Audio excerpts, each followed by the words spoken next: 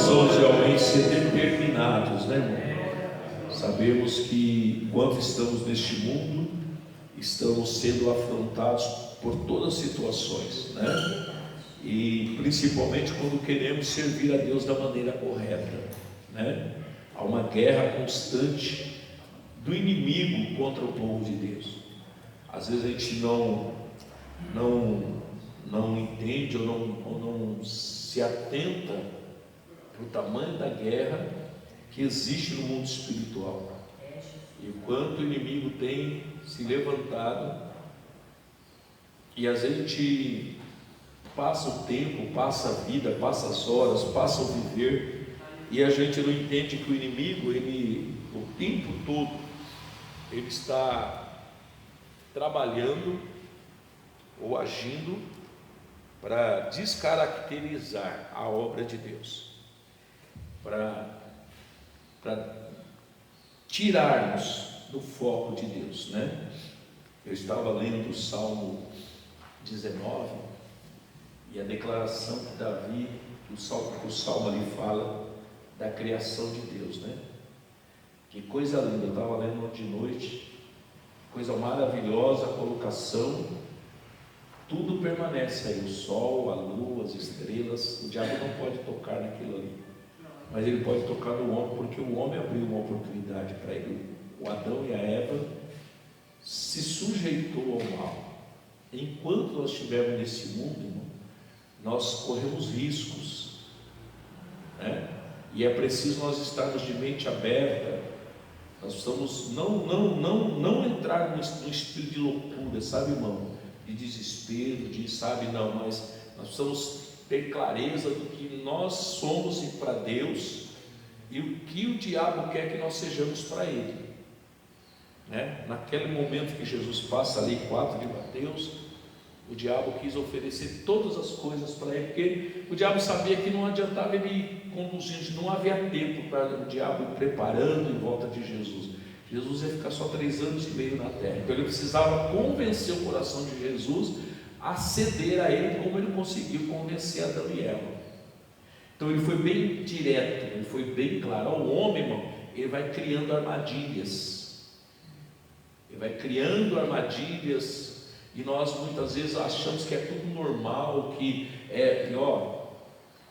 muitos de nós vamos ser salvos, mas vamos ter muitas perdas, e a gente só vai entender essas perdas quando estiver lá. Mas tem alguns que nem a salvação, estando dentro da casa do Senhor, alcançou, né? Eu quero falar um pouquinho com os irmãos aqui em Salmo 1. Eu sentei aqui, a voz do Senhor veio dentro de Salmo 1, né? Às vezes eu venho de casa assim, eu venho: Senhor, quem será aquele que o Senhor vai levantar para pregar hoje? Às vezes eu fico: Senhor, é esse irmão, aquele irmão, põe na minha mente, no meu coração. E eu sentei aqui pensando nisso, né? Mas quando eu sentei, a voz falou dentro do meu coração: Salmo 1. E aqui a palavra do Senhor diz: bem-aventurado o varão que não anda segundo o conselho dos ímpios, né? Segundo o conselho deste mundo. Irmão, o diabo, apesar dele se manifestar de maneira terrível em algumas situações, eu estava vendo esses dias uma reportagem sobre uma cidade, um estado em Israel, nos Estados Unidos, né? Aonde o diabo trabalha, irmãos, de uma maneira assim, sabe, declarada, muito forte, né? É uma cidade onde as ações do diabo são muito grandes, muito. Eu estava assistindo aquela reportagem, eu falei: meu Deus, a gente não tem noção do que está no mundo, o que o diabo está trabalhando para isso, se você não procurar entender, irmão, né? Só que o diabo não está longe, ele está em todo lugar. E hoje o mundo, irmãos, o mundo real que nós vivemos, ele está na mão de pessoas que não têm nada com Deus. Não tem nada com Deus, irmão. E tudo que elas são, como eu e você somos instrumentos de Deus para a salvação, eles são instrumentos do inimigo para a perdição. E se nós não entendermos situações, se nós não prestarmos atenção nisso, a gente entra dentro desse ônibus achando que ele vai nos levar para o lugar que nós queremos ir. Você já pegou o ônibus com o endereço errado? Agora é mais difícil, mas no começo acontecia muito isso. Você entrava no ônibus pensando que ia para um lugar e ele ia para o outro. Mas na vida espiritual isso não pode acontecer, porque se você chegar no lugar errado, não tem volta. Então como é que eu preciso? Eu preciso valorizar aquilo que eu sou para Deus. E o que eu vivo, eu preciso viver sabendo que isso não vai me levar para o interesse errado. Há situações, irmão, que ela não é pecado para a morte, você não vai perder a salvação, mas tem coisas que vai te levar à perdição, e é preciso olhar para isso com os olhos espirituais, é preciso olhar a isso dentro desse mundo de batalha que nós temos, essa guerra espiritual. Se Deus me der a oportunidade, não sei se eu vou ter condições, mas um dia, se Deus me der a oportunidade, eu quero falar sobre isso, né? Nós entendermos, irmãos, a guerra que nós vivemos, né, entre a carne e o espírito. Essa guerra está dentro de nós. Essa guerra está dentro de nós, entre a carne e o espírito. O espírito quer as coisas de Deus. A carne, irmãos, ela quer as coisas desse mundo. É simples. Aquele que se pôr sobre o outro é o vencedor. Se eu não entender isso, eu vou achar que algumas coisas são normais e não são, né? Tem algumas coisas que eu vejo assim, ainda me choca, né? E às vezes eu olho e falo, meu Deus. Só que alguém pode olhar para mim também e dizer, eu vejo coisas do pastor Melquias que me chocam. Então, o que eu preciso? Buscar o Senhor para que as coisas que não são agradáveis a Deus em mim sejam mudadas. E isso cada um de nós precisamos ter esse cuidado, né? Paulo, antes de eu falar um pouquinho mais aqui, deixa eu levar lá em Paulo. Paulo vai falar aqui, 1 Coríntios capítulo 6. Ele vai falar uma coisa aqui, que é o autocontrole que nós temos que ter, domínio sobre as nossas atitudes. Capítulo 6, versículo 12, né? É esse o cuidado que eu e você temos que ter, né? O apóstolo Paulo vai dizer, todas as coisas me são lícitas, quer dizer, tudo que tiver nesse mundo eu posso fazer, tudo que tiver nesse mundo eu posso adquirir, eu posso fazer parte, eu posso trazer para dentro de mim ou para perto de mim. Paulo diz, está no mundo, o homem pode usar, né? Então ele diz assim, todas as coisas me são lícitas, mas nem todas as coisas convêm. Eu não sei, eu acho que eu sou uma pessoa um pouco ultrapassada, e eu não estou falando aqui que é pecado, tá, irmãos? Eu falo assim, tem coisa que ainda me choca. Quando eu vejo um homem sem camisa, ainda me choca, pelo respeito que eu acho que deve ter com as pessoas. Verdade. Quando eu vejo um homem com a camisa aberta até aqui, me choca, que eu acho que é um desrespeito com as mulheres, com as irmãs. Verdade, aleluia. São coisas minhas, pode não levar para o inferno. Não estou falando que leva para o inferno, não estou falando que é pecado, mas para aquilo que eu aprendi de regra dos meus pais, para mim eu não consigo ver como uma coisa normal. Eu não consigo ver. E eu estou falando novamente, estou falando que é pecado, mas são regras minhas, né? São regras que eu entendo. Mas será que a Bíblia cita alguma coisa sobre isso? Nós precisamos olhar para a Bíblia. O que são coisas que eu posso fazer que não trazem dano, que não levam outra pessoa, porque é assim, irmão, tem coisas que não é pecado para mim, mas que levam outra pessoa a pecar. E a Bíblia diz que eu vou ser julgado pela memória de outras pessoas, pela mente de outras pessoas, pelo que eu escandalizei ou não. Então, se alguém me veio sentado na mesa de um ímpio bebendo cachaça, ou a pessoa bebendo cachaça ou não, será que eles vão acreditar que eu não bebi? Eu estou trazendo algumas coisas para vocês entenderem. Aleluia. Né? Se eu sentar na mesa, está todo mundo lá com uma cachaça, o nego tudo azulzinho lá, e meu pastor Melquias sentou ali, será que ele não gosta do cheirinho? Será que ele não sente o cheirinho aqui e bebe um pouquinho em casa? Qual é a aparência? O que as pessoas vão Ah, pastor, mas aí também eu não vou viver. Não, tem coisas boas que eu posso fazer que vai alegrar o meu coração, que não precisa ser coisa que pode trazer condenação. Eu estou trazendo alguma, estou falando só para os irmãos pensar que nós devemos, aonde o inimigo trabalha para descaracterizar a nossa vida com Deus, né? Uma vez o apóstolo João pediu para os irmãos, não pare na rua e pegue uma irmã sozinha. Ah, não sei, o irmão Jeová que trabalha com táxi, aí não tem jeito, só que para na mão é o trabalho dele. Então ele fala, estou trabalhando, não tem outro jeito, né? Mas por que o pastor falou isso? Porque os riscos são grandes. Se alguém vê eu andando com uma irmã na rua que não é minha esposa, o que vai passar pela cabeça dos irmãos? Será que a primeira coisa que vai pensar, pastor Melquides deu carona para a irmã porque ela estava sozinha, passando problema, levou ela em casa? Ou ele vai pensar, puxa, pastor Melquides está pulando a cerca? Mas não é normal hoje, irmão? Não está normal hoje isso? Mas por causa desse normal, nós estamos vendo muitas coisas ruins acontecendo. É verdade, Né? Por esse normal, irmão, o diabo está laçando e derrubando muitas pessoas. Muitas. Infelizmente ou felizmente a internet está aí. A gente vê cada escândalo, irmão. Cada escândalo terrível. Por falta de vigilância. Nós ouvimos a irmã Ana contando a história aqui de alguém esses dias.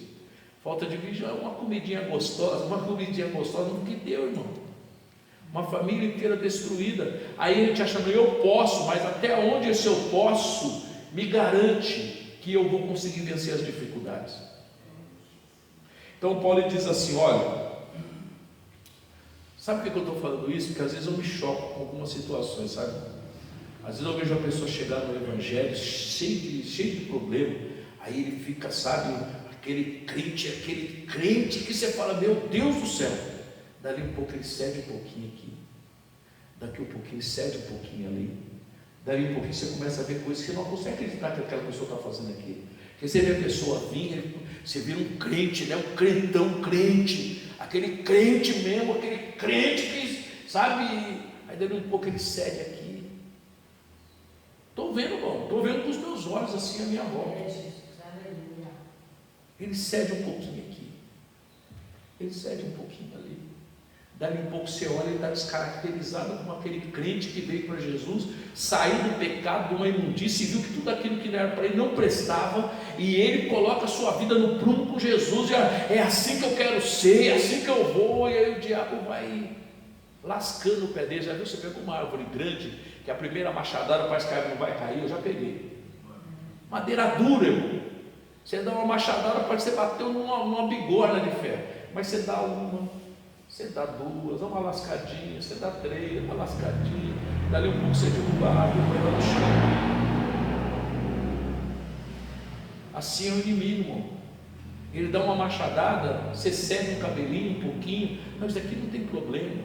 Dali um pouco ele dá outra machadada, você cede mais um pouquinho.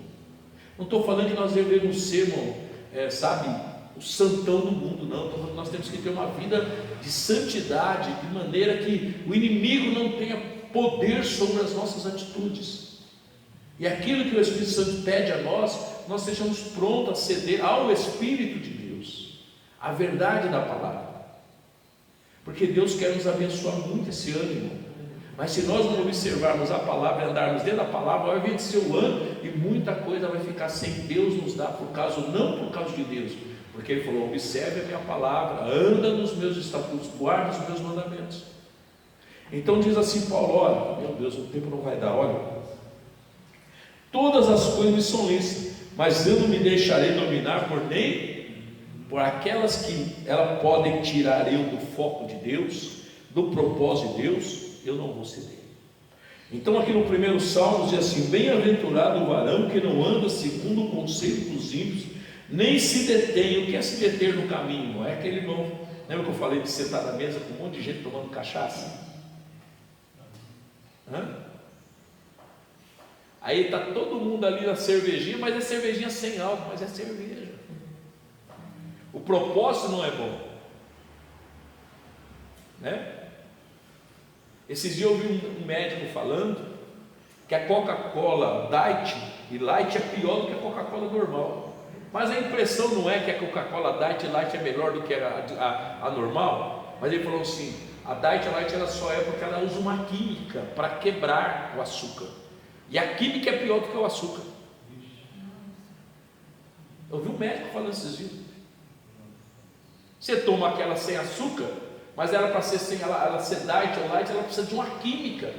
É que nem você tomar o leite sem lactose. Você fala assim, parece que o leite sem lactose resolve o problema, mas não, ele é pior. Ele pode te dar uma pequena sensação, porque ele vem envolvido em um monte de química, mas a química te faz mais mal do que o leite. O leite não é bom para adulto? Não é. Mas ele, quando você tem um problema de lactose, toma um leite sem lactose, mas para ele chegar nesse ponto, não é que eles põem numa máquina a lactose sai fora, não. Eles embrulham ele num produto químico, e é pior do que você. Então nós precisamos entender, irmãos, que às vezes a envelopagem ela é só uma impressão de que está tudo bem, mas por dentro está contaminado.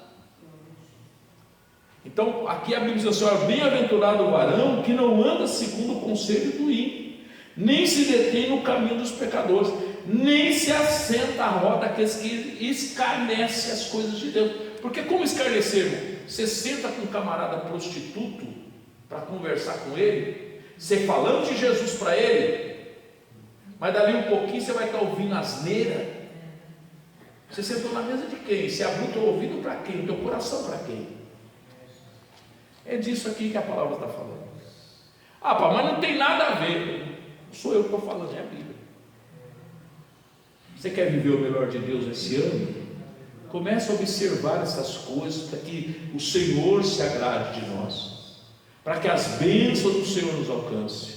São coisas assim, irmão. Mas eu sento na frente da televisão. E você senta na frente da televisão, você pega lá um casal que prostitui, o homem prostitui, a mulher prostitui, e está tudo bem, não, você está sentando na mesa do escarnecedor, irmão. Mas eu não vivo isso, né? Mas o teu coração está sendo plantado uma semente ruim, na sua vida está sendo plantada uma semente ruim.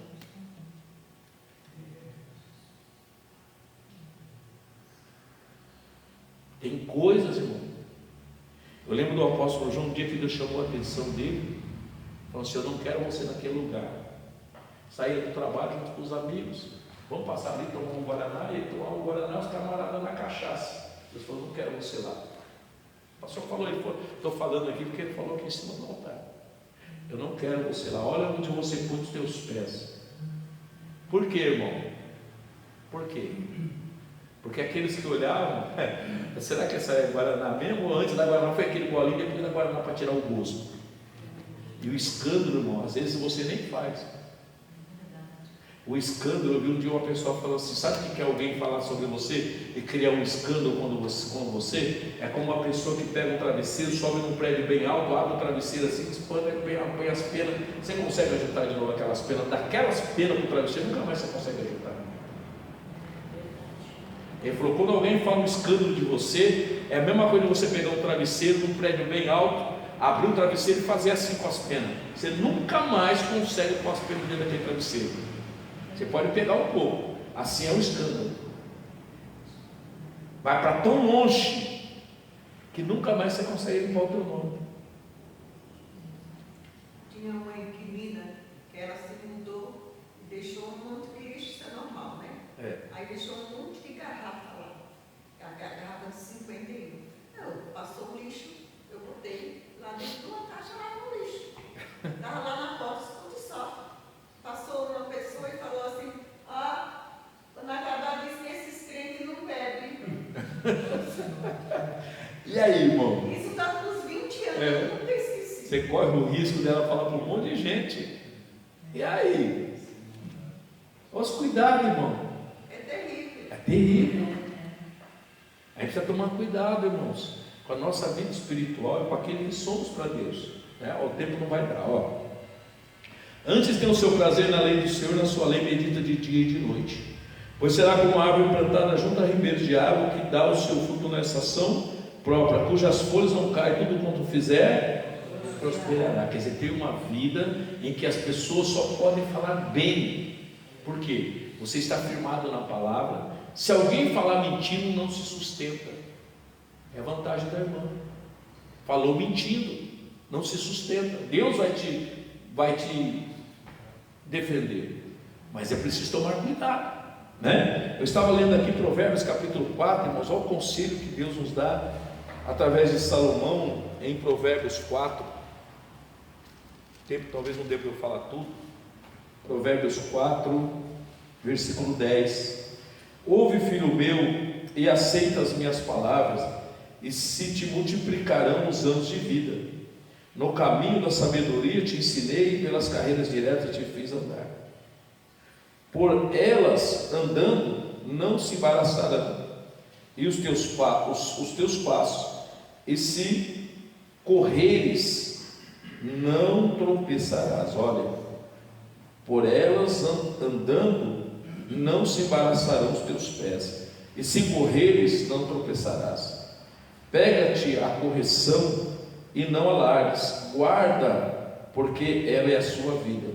Não entres na vereda do ímpio, nem ande pelo caminho dos maus, né? Então entendermos, irmãos, que nós estamos aí, né, andando. Hoje nós estamos nesse mundo, mas não somos do mundo, mas temos que viver nesse mundo.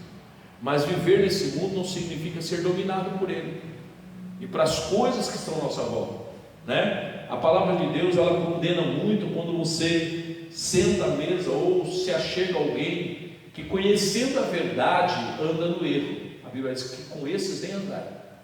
Mas a Bíblia diz assim: aqueles que estão no erro e precisam ouvir de nós, que nós possamos achegar a esses para falar da palavra, para ensinar o caminho. Isso nós devemos fazer, né? Josué capítulo 1, versículo 8. Deixa eu correr aqui para não perder tudo, trazer algumas passagens bíblicas para os irmãos entenderem o porquê nós precisamos cuidar da nossa vida espiritual segundo a palavra de Deus, para que os sinais, os milagres do Senhor nos alcancem, para que o Senhor nesse ano faça prosperar ainda mais os nossos caminhos. Capítulo 1, versículo 8: não se aparte da tua boca o livro desta lei, antes medita nele dia e noite, para que tenhas cuidado de fazer conforme tudo quanto nele está escrito, porque então fará prosperar o teu caminho, e então prudentemente andar com prudência nesse mundo, irmãos.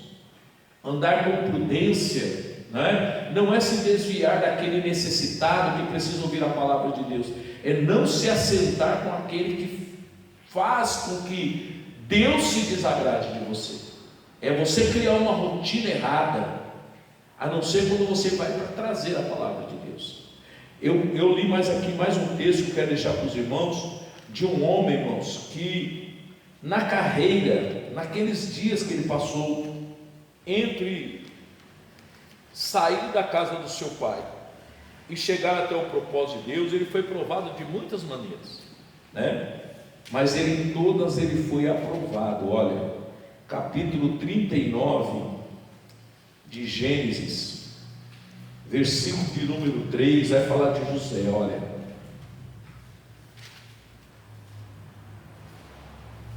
a história o irmão já conhece, né? José, ele recebe o chamado de Deus para uma obra, né? Para o salvar de vidas, né? Porque ali Deus ia salvar a sua família, e a promessa que Deus fez a Abraão se cumpriria, né? Deus faz promessa para nós, irmãos, para cumprir em nós e na vida de outras pessoas que nós vamos impactar. Mas se nós não vencermos os problemas que em nossa volta vêm, como nós poderemos vencer o problema na vida de outras pessoas? Se você não vencer em você os problemas, como é que você pode ser um canal de bênção para aqueles que precisam? Se a minha boca é desvairada, como é que eu posso aconselhar alguém? Se as minhas atitudes são erradas, como é que eu posso aconselhar alguém? Então, para que eu possa ser um instrumento de bênção, esse canal tem que estar aprovado. José, para chegar lá no futuro e Deus honrar ele, colocar ele sobre o maior reino da terra naqueles dias,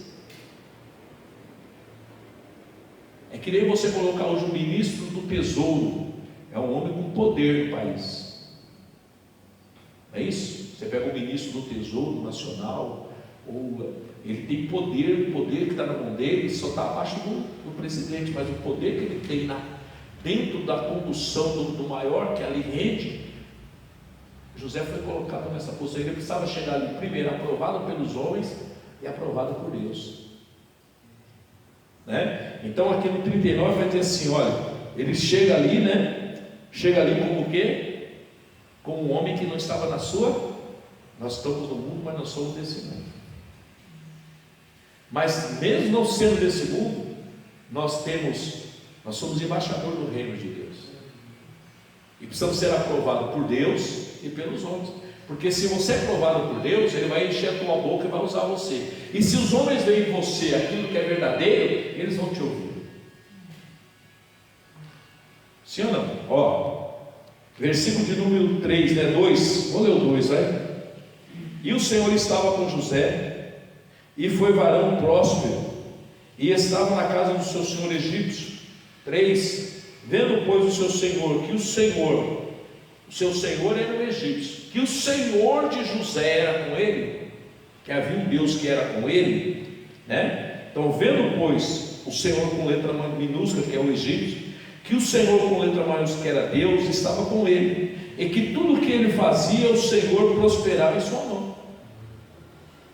Aonde ele punha a mão, prosperava. Por quê? Porque Deus já estava aprovando José. Porque Deus viu em José sinceridade.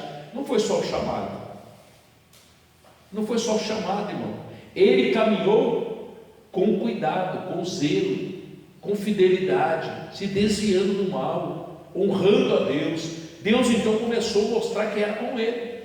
Então no versículo 4 diz assim, ó, José achou graça aos seus olhos, e serviam, e ele pôs sobre a sua casa, entregou em suas mãos tudo o que tinha. E aconteceu que desde que eu pusera sobre a sua casa, sobre tudo o que tinha, o Senhor abençoou a casa do egípcio. Olha só, um homem egípcio que servia outros deuses, que não conhecia o Deus de José. O homem começou a prosperar porque havia um homem sincero que temia a Deus.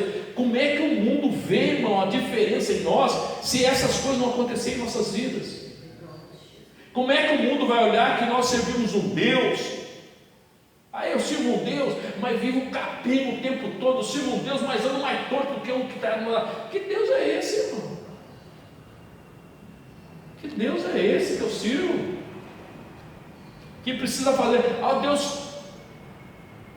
O irmão pode chegar e falar assim, Deus muda a vida, porque mudou a minha. Eu estava lá lançado no meio das trevas, Deus me tirou das trevas para uma maravilhosa luz. E você vai dar testemunho, quem for sondar a sua vida, vai falar, Deus fez alguma coisa na vida dele mesmo. Então o que ele está falando é verdade. E é isso que nós precisamos, irmãos, carregar conosco o tempo todo, né? Paramos aí no versículo de número 5, né? E abençoou o Senhor, e foi sobre tudo que tinha na casa e no campo, e deixou tudo o que tinha na mão de José. Olha a fidelidade de José, irmão, não tocava num cabelo, não tocava em nada que não era dele, nada. E aconteceu, versículo de número 6, e deixou tudo que tinha na mão de José, de maneira que de nada sabia do que estava com ele, a não ser o pão que comia. E José era formoso de aparência e formoso à vista. Aí o diabo vai tentar de novo ele, né? José estava em uma situação confortável e segura, ele estava vivendo bem, dominando sobre tudo, mas como o diabo tentou plantar nele algo errado, ele por aqui. Por quê, irmão? A fidelidade com Deus, para ele, era o maior valor que ele tinha. A fidelidade para servir a Deus, independente de qualquer outra coisa, era o tesouro maior que ele guardava. Por isso a Bíblia diz que ele foi aprovado e foi colocado diante de uma situação que toda a sua casa, 70 almas, naqueles dias, foi suprido do melhor da terra. Porque José foi fiel ao seu chamado. Não foi fiel só de boca, eu recebi um dom, eu tenho um chamado, eu sou crente. Não, ele foi fiel nos seus mínimos detalhes, né? Então, guardar a palavra de Deus, ele podia ter andado no caminho do ímpio, não podia? Ele não podia ter aceitado a oferta daquela mulher? O homem nem estava lá, tudo estava no domínio dele. Ele podia ter posto na mente dele: não, mas isso aqui vai ficar escondido, ninguém vê. Ele falou: por aqui, eu não quero que ninguém nem tenha oportunidade. A mulher se levantou contra ele, a mulher lançou ele na prisão, porque o marido lançou ele na prisão, mas ele preferiu ser lançado na prisão do que ceder ao domínio desse mundo, que é o diabo. Quem é que domina sobre a prostituição? Não é Satanás? Quando ele cedesse a mulher, a quem ele estava cedendo? Ao diabo. Falou: não, nada desse prazer momentâneo vai me trazer a alegria de servir a Deus.